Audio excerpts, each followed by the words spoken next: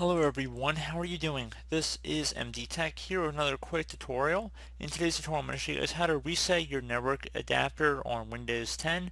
So this should hopefully be a pretty straightforward process here guys, and without further ado, let's go ahead and jump right into it. So first thing you want to do is open up the Start menu, type in Device Manager. Best match to come back with Device Manager here. Go ahead and left click on that.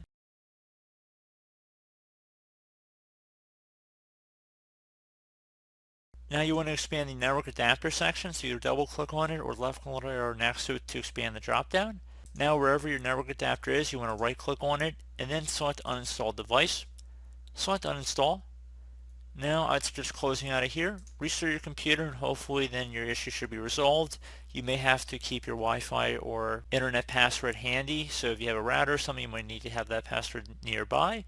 So once you've done that, hopefully your issue's been resolved once you restart your computer. So that's very important. You have to restart your computer for it to take effect. Another thing you can try would be to go ahead and open up the Start menu. Type in Network Reset. Best match to come back with Network Reset. Go ahead and left click on that. Network Reset. This will remove and then reinstall all your network adapters and set other networking components back to their original settings. You might need to reinstall other networking software afterwards, such as VPN client software or virtual switches. Select the Reset Now button. It's going to ask, are you sure you want to reset your network settings? Select Yes. Again, you'll likely have to keep your network password around just in case. So I'm going to close out of here. We're just closing out of any open programs and applications at this time. Restart your computer and you just have reset your network adapter settings.